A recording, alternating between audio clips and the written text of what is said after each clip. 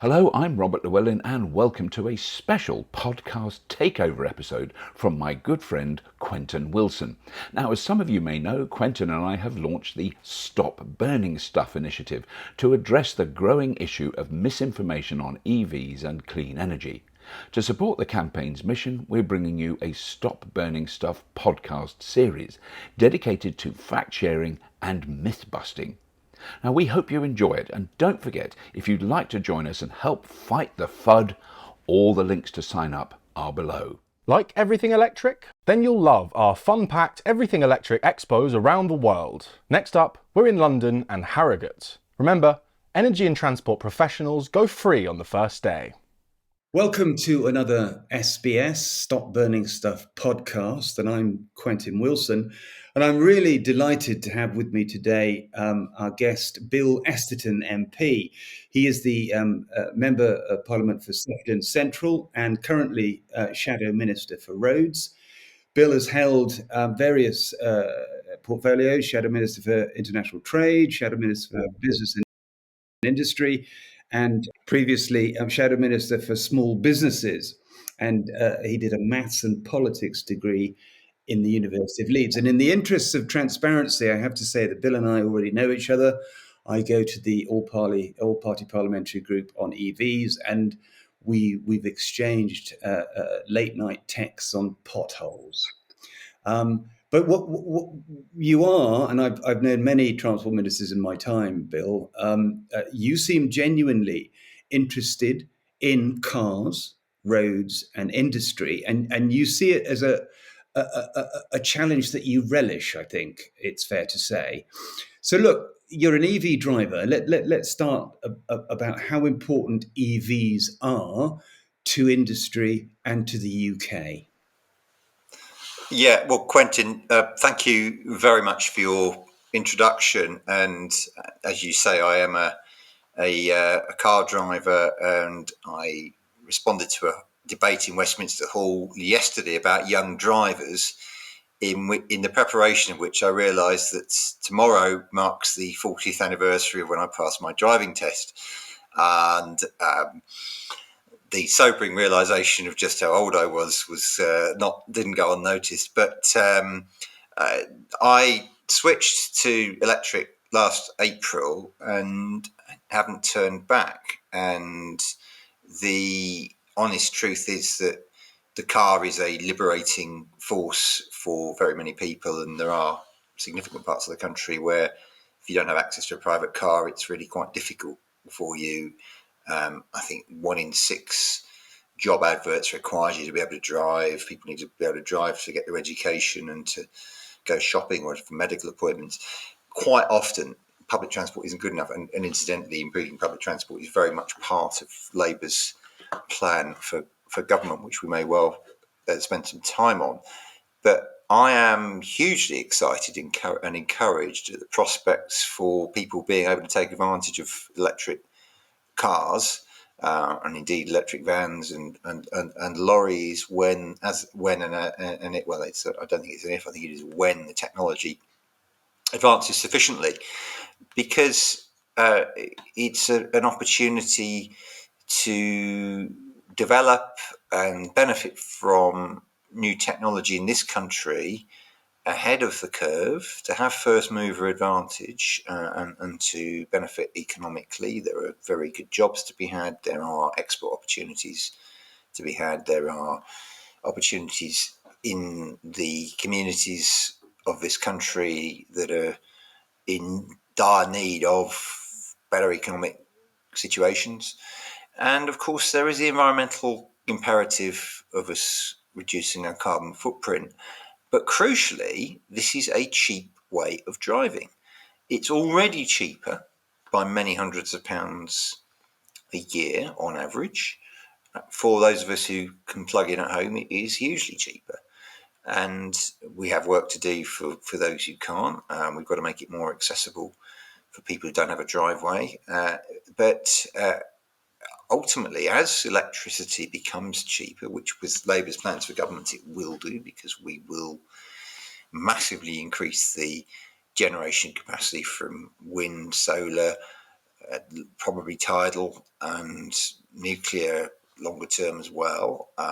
There are opportunities potentially in hydrogen and supported by carbon capture and storage. And all of these technologies, we are very well advanced in this country. We are very well supported by our scientific and innovation and our entrepreneurial base in the UK. And what we need is a sense of support and encouragement and working together between government and industry to make the most of it for industry, for jobs, for investment returns, but so that drivers and consumers and the public more widely can benefit from the opportunity it presents. I think it's a fantastic opportunity, and I am really excited at the number of people who, like you, Quentin, are powerful advocates, and I really enjoy the way that we engage and the work that we're able to do together already, and I look forward to it continuing. Well, likewise, Bill, and it's great that you are so accessible and that I can fire off little texts and things to you and you respond. And this is, in my experience, it has to be said, fairly unprecedented. So this is, I think Jeremy Hunt called it, £1 trillion opportunity for the UK, but we are in danger of falling behind, aren't we? We've got, the IRA Act in America, 390 billion. We've got the EU's Green Deal, 25 billion. And yet, Rishi Sunak has moved the cutoff date for the sale of combustion cars and vans to 2035. And this hasn't helped at all, has it? You're absolutely right. And it was deeply frustrating. And he was repeating it again today at Prime Minister's questions, I'm afraid, that it's a clear political approach that he and his government are taking, which is to be very cynical, for want of a better word, but certainly sceptical about the transition to low carbon generally, to zero emission transport in particular. And the frustration is that consumers have heard that message. Consumers have said, well, we don't need to bother because the Prime Minister's telling us we don't need to bother. And at the same time, they've set the zero emission vehicle mandate, the ZEV mandate for manufacturers, quite rightly. I think that is the right thing to do. Manufacturers are being left stranded. They're having to make all these vehicles, but people are being put off buying them. And that is just an appalling mismanagement of the market by government. I mean, the tourists are supposed to be free marketeers. They've actually intervened, but they've intervened in a negative sense to create a disconnect between supply and demand. And what we need to do is get that balance back, and that's what Labour's plans will do. And I think it's fair to say, and everybody in the industry agrees, that this pivot away from electrification and back towards fossil fuels has stopped consumers buying electric cars. And we see that. It was exponential growth until a few months ago, and it's tailed back from 16% market share to 14 and a bit. And I think, we need to understand that we need industrial policy certainty in this country, don't we? So consumers will buy these cars, manufacturers will carry on making them, and we support our auto industry, which is being deeply challenged by Europe, by the US, and particularly China. That's right. The last 3 months have seen a decline in the sales of new EVs, and that is clearly more than just a blip, and it does trace its roots back to Rishi Sunak changing the end date for the sale of new petrol and diesel, and of course the right-wing media, those who appear to have a vested interest in delaying the transition, those who are outright climate skeptics or climate deniers, are very much focused on stopping this transition from happening, and they are magnifying the voices that use the conspiracy theory stories about electric vehicles to make it more difficult for people to or to undermine people's faith in the transition and in the switch. And you've seen in polling the significant increase in the number of people who now say they won't switch to electric, and that is traced back to the change of date. And just for the avoidance of doubt, Labour's commitment is that we will stick to the 2030 end date for the sale of new petrol and diesel, and it is new vehicles, because there will be petrol and diesel vehicles, second-hand ones, around for a very, very long time to come. And again, that's the scare story and the misinformation again, which claims that you won't be able to drive your petrol or diesel car that you have now after 2030. That is simply not true. And we have a job of work to do, which is a communication job. We have a responsibility, I think, collectively, those of us who believe in the low carbon transition and who want to support the economic and environmental benefits of electric vehicles and low carbon more generally. We have a responsibility to get the message out, to challenge these siren voices, to combat the misinformation and the scare stories, but it doesn't help when you have a Secretary of State for Transport, as Mark Harper did, who based his conference speech last September on conspiracy theories about stopping people travelling more than 15 minutes from their homes, for example, the so-called 15-minute city myth. And I think one of your your strap lines is myth busting. I think that's very, very important. And but not just myth busting, but selling the benefits, telling this good news story as it is. And correct me if I'm wrong, but they do seem to have pivoted away, don't they, the Conservatives, with the licenses in the North Sea and a movement away from electrification and the evangelism we saw earlier on. That's shifted now, hasn't it? Yeah, I think there is a real cynicism going on here. It's that they think that the politics of division, the politics of culture wars will benefit them, and I think that net zero is very much a part of that agenda. And so claiming that we need to maximise the yield from the North Sea, that they see that as a part of the argument.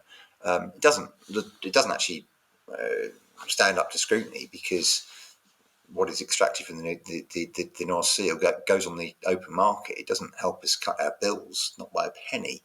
And indeed, it is traded internationally, so we end up it going elsewhere in the world, being processed and then coming back. So it's got a very poor carbon footprint. If their claim, as they say, it is partly that by taking oil and gas from the North Sea, you reduce the carbon footprint. That's not true either.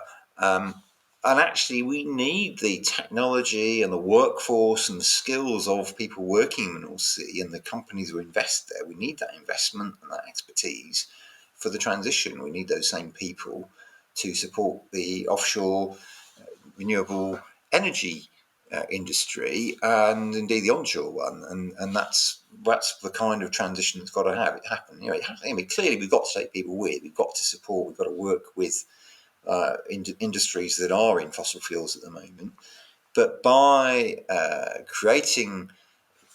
by passing legislation and the petroleum and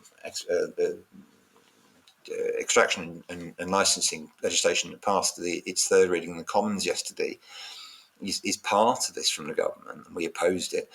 By doing that, the Conservatives are making it more difficult to enable a transition to low carbon energy from happening. They are putting a chill on investment, and private investment in this country massively below where it's been historically, because of these sorts of ridiculous approaches from government. Because investment around the world knows this change is coming.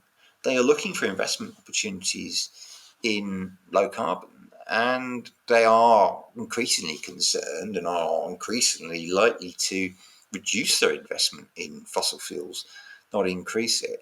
So when a government is pushing and calling for greater investment, and the international market is saying the opposite, it's not a surprise when it doesn't work very well. So here's the thing then, Bill. With the major economies, both Western and Asian, driving forward towards electrification, here we are in Britain, sort of backpedaling. Now the risk here is huge for our future economic and public health, isn't it? Yeah, it is. And one of the reasons I'm so keen that Labour's message is heard loud and clear, the 2030 commitment, the commitment to roll out charge points, the commitment for the government to support the investment in the battery industry and resilient supply chains, all underpinned by the longer term move to cheap renewable electricity with all of the security of supply. It also delivers as well as security of price. All of that is giving the right kind of messaging to the market that Britain is going to be a very good place to invest, and until there is a general election,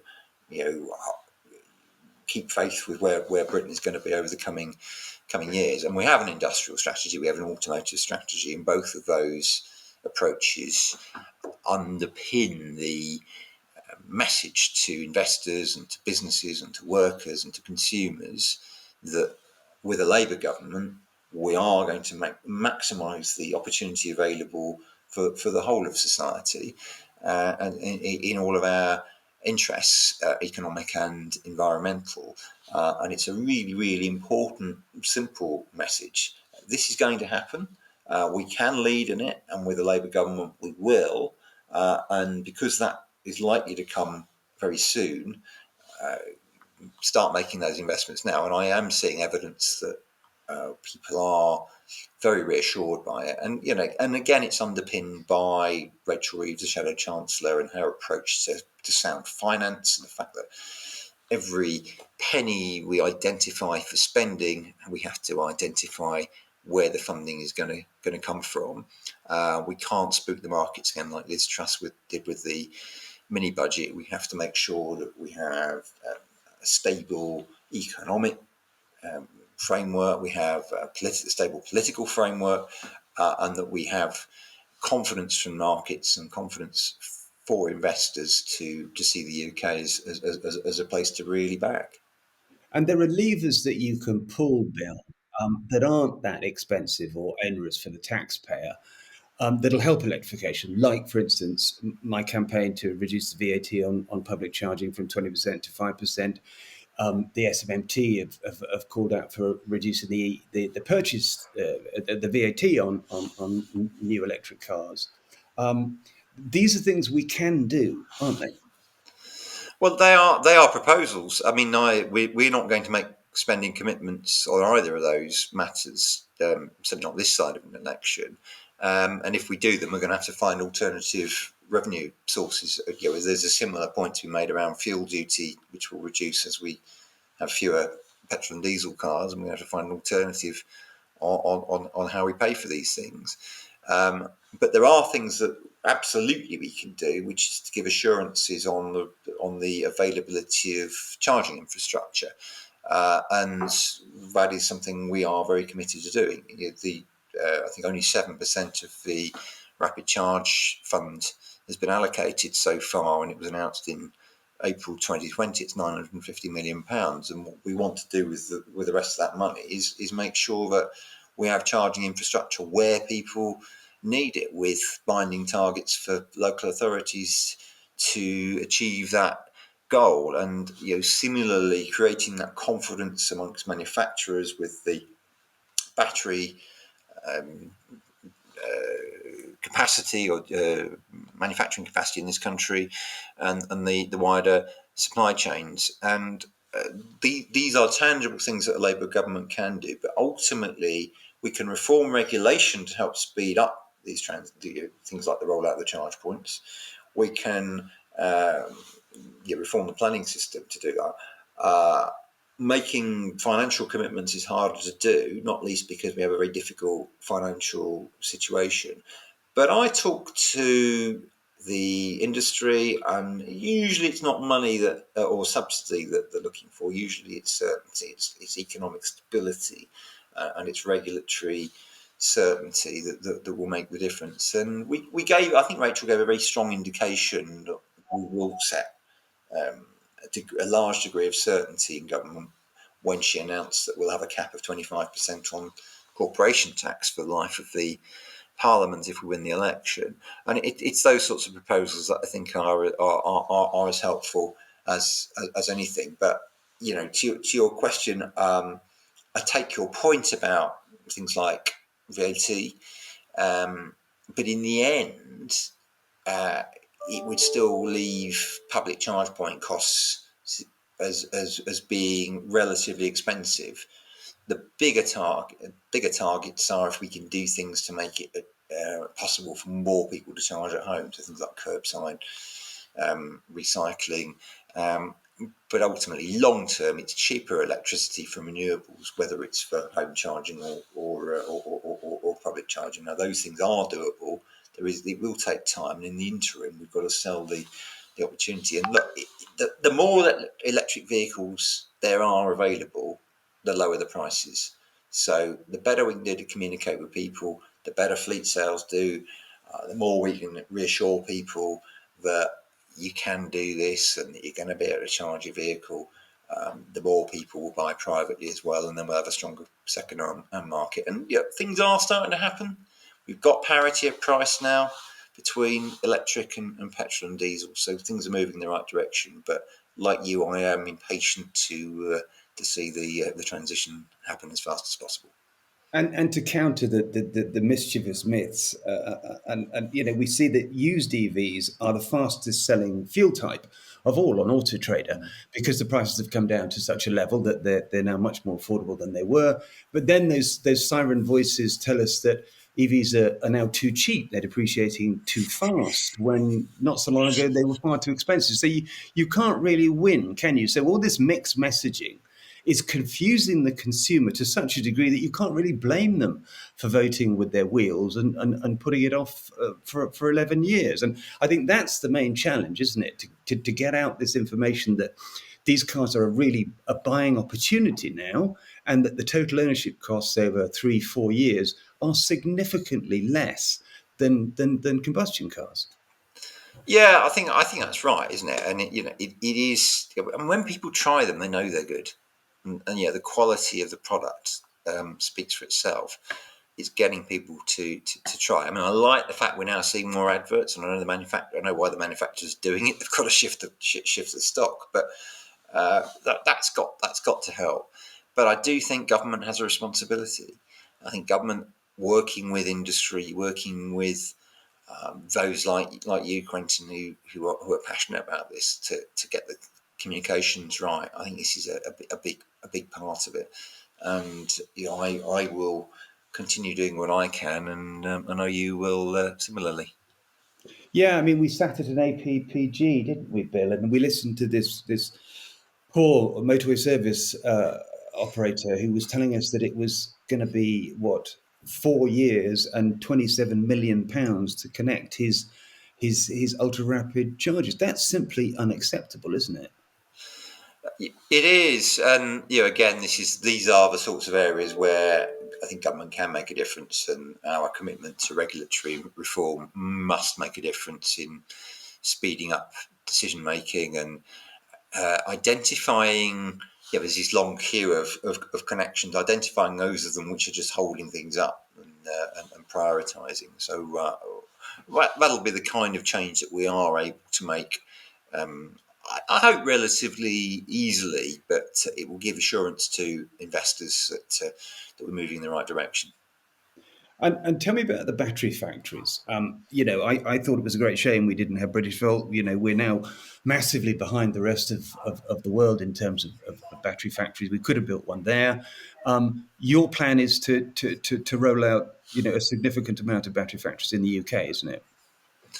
Yeah, it is, and we know we're behind the other parts of the world, as you've said once or twice already, and the manufacturing of batteries is a big part of this. Now, I was talking to JLR yesterday, and what they're doing is very encouraging. But we're going to need more than the capacity that is already planned. And what Labour will do is make sure that there is public money available to give the reassurance to the private investment community to support the development of manufacturing in the UK to the extent we want. Now, we've also got to ensure we've got the supply chain, we've got the minerals that we need, and we're going to have to source them. And I think there are good prospects here. There's good technology being developed, and as time goes on, the technology gets better.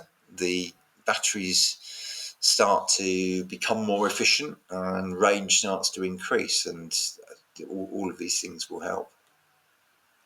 I had a conversation with Grant Shapps, who I have to say was a good bloke when it came to electric cars. But he was, telling me that, the British felt it wouldn't make a profit for a long time. Battery factories don't make a profit for a long time, and the capital required is absolutely massive. How do we manage that, Bill? Well, this is why you have an industrial strategy, isn't it? And you take a long-term view, and the plan has to be that you are investing over the long term. I mean, there is this problem in our financial system more widely, that investors who are investing in publicly quoted companies are looking for very quick returns, and we've got to look at long-term patient capital as a part of it, and that will be where some of the institutional investors will see the opportunity for that longer term stable set of returns. But there's a combination of long-term investment and slightly shorter-term investment from private equity, and I think it will be a balance between the two that addresses the challenge. But look, the thing about an industrial strategy is that you have to support investment in a range of technologies and a range of options. You don't just pick a small sector, a small part of the sector to invest in. You've got to say, well, what are all of the potential options here, and encourage support in all of them. It will be private money, but government has a role to play in giving that assurance, giving that stability, giving some of those guarantees, and that will be the balance between public money and private money, but especially government stability and economic stability.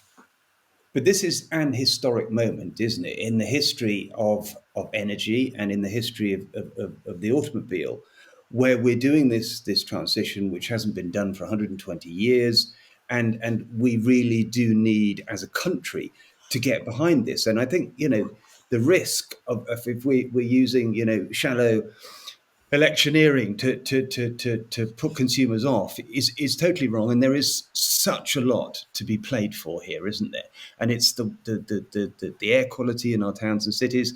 It's the energy independence away from foreign cartels who just jack up the prices, and ultimately that beatific vision of batteries, large static energy storage batteries that can help power businesses, towns, and eventually cities. And that's what we're playing for here, isn't it? Well, you're right about the battery storage as well. I mean, yes, we need the batteries for vehicles, but actually localized storage for off-grid generation I think has got a very important part to play as well, because scaling up the grid, doing everything through one national grid is a huge undertaking to create the kind of expansion needed. But if you combine it with solar and wind generation at depots for vans and ultimately HGVs, and indeed some private cars, then you're starting to see a potentially much faster expansion of the electricity supply capacity that we need to roll out the vehicles. But your point about air quality was well made too, there, Quentin, and we shouldn't lose sight of it. My constituency is next to the Port of Liverpool, and people who live by the Port of Liverpool have a life expectancy 12 years lower than people where I live 2 miles away, and that's a problem repeated in our towns and our big cities far too often still in this country. And if we can transition away from emissions from transport to zero emissions vehicles will make a massive difference to health, as well as to the impact on the climate emergency, and both are priorities that are hugely important. And look, my experience of MPs in the House talking to them is that not enough of them drive electric cars, not enough of them understand the technology.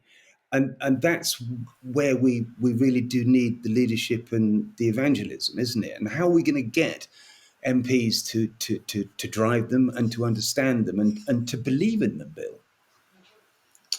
That's a good question. And some of my colleagues drive electric, and a lot don't. But I think MPs are reflective of society to a greater or lesser degree, and there is still a lack of awareness of how doable this is, of how economically beneficial it is, of how what a great experience it is, and perhaps we should do more. I mean, we had the what do they call it, the van plan Yeah, yesterday. exhibition Yeah. in Parliament yesterday, which had a Royal Mail and an AA electric van, and they have some very significant challenges around charging, in particular, not exclusively, which are part of this wider issue of charging of charging availability at home,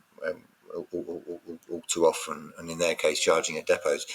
But that kind of exhibition in Parliament is really great for improving understanding and awareness. And I think maybe this is something for you and your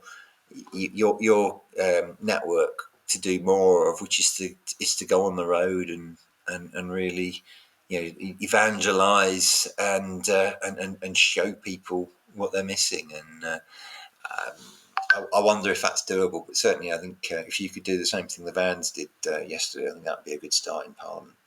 But this is a good thought, isn't it? That there are loads and loads of things we could be doing. We could have a national test drive centre where people could go and test drive EVs.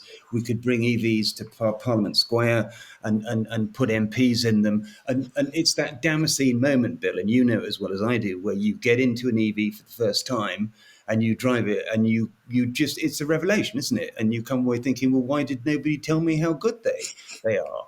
And it's this bottoms on seats that we really do need to do. And as a strategy, that I think should be quite high up on the list.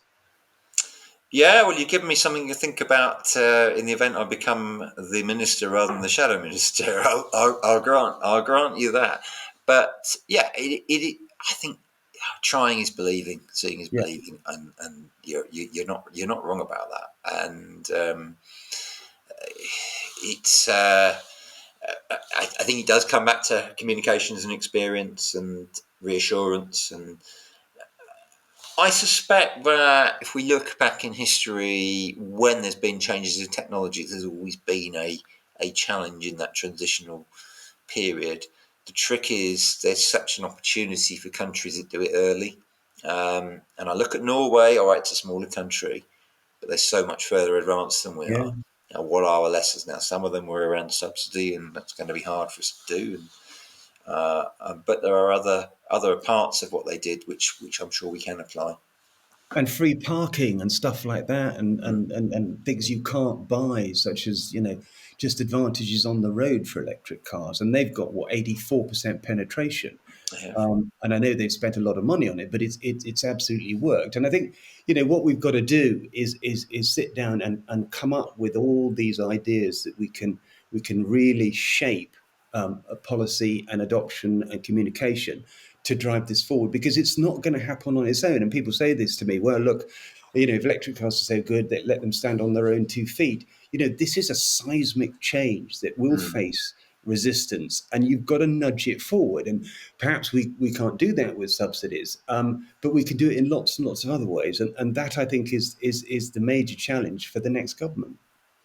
It is, and you're right. I mean, subsidy probably isn't going to be doable, but regulatory reform is. Speeding up the rollout of the charge points isn't going to cost public money, but it is possible if we change the way that we make decisions, and those things are entirely doable. I mean, there are some other challenges around skills, aren't there, as well, and the skills for the installation of charge points or the production of batteries, the repair of electric vehicles. All of these things are skills, and making the kind of investment, having that as part of the strategy, which we have in the case of the Labour Party, it will be part of what we try and do. It's thinking through these things from a strategic viewpoint, Quentin, and that's where we're coming from. And I'm I'm really excited about it. And I'm greatly encouraged, in spite of some of the roadblocks that have been put in the way at the moment. And I think we will succeed, and I think we will benefit enormously from the revolution. And I'm looking forward to continuing the journey. You were talking in the House yesterday, I think, about insurance as well, weren't Yeah. you? And how it affects younger people. But the insurance for EVs is now running at really the highest levels ever. And this is through claims inefficiencies of insurance companies because they don't understand EVs. They write cars off because there's a slight dent on the battery casing. And we've got to change all that. And we've got to talk about creating a repairability industry where you can get batteries, you can change cells, you can change packs and stuff like that. So this idea that you write a car off just because there's a slight damage to the battery is wrong, and that's got to happen to bring down insurance prices. Yes, and a lot of this is education, a lot of this is reassurance, a lot of it is evidence-informed decision-making, and that applies to the insurance industry just as much as it does elsewhere. So you're absolutely right about that.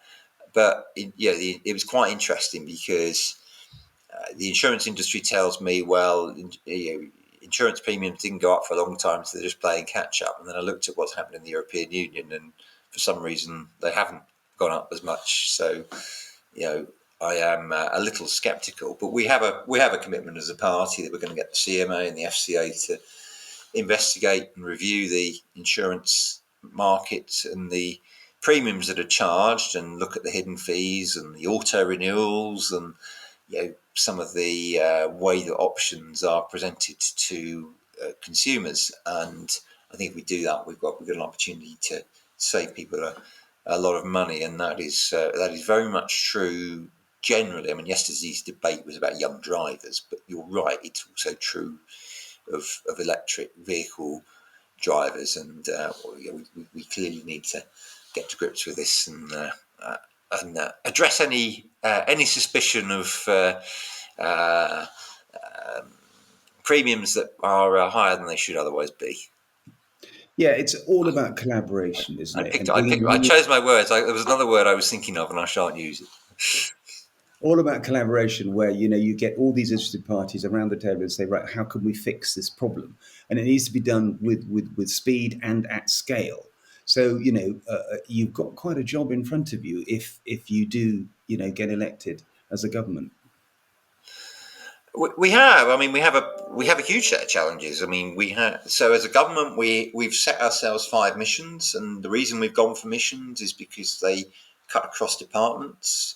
They lend themselves to people working together internally, as well as the concept of industrial strategy and partnership between government and industry and the trade unions.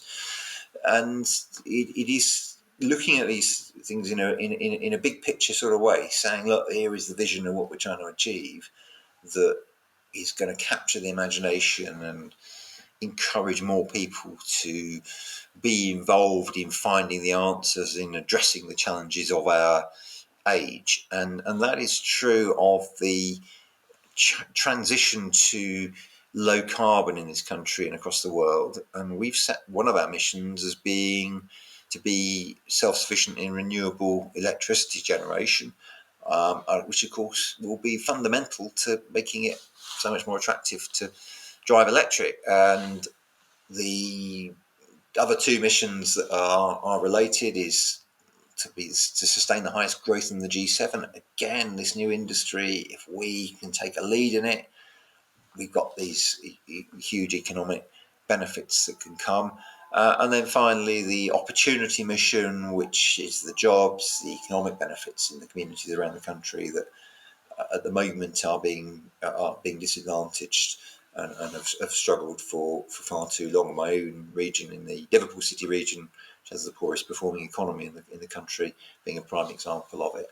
And by having that mission approach, we think we are setting out the prospects for the kind of success and the ability to rise to the challenges that you quite rightly highlighted.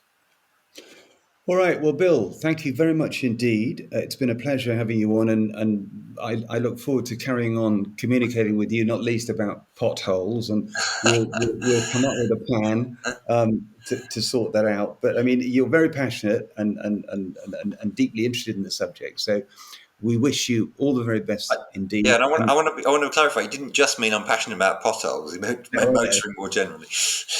But they're a kind of emblem, aren't they, of the job you've got to do? But it is another challenge of mine. It is. All right. Well, look, Bill Esterson MP, thank you very much indeed. Thanks, Quentin. Please support our Stop Burning Stuff Patreon and help us to tackle misinformation about electric vehicles and clean energy. Thank you as always for listening. You'll find any links that we discussed in the show notes below. And I hope you enjoyed this episode. Do subscribe or share with others. And if you'd like to find out more about Stop Burning Stuff or help fund our fact-sharing mission, you can do so at Patreon. That's patreon.com /stop burning stuff. So that's patreon.com/stop burning stuff. Thanks as always, and see you next time.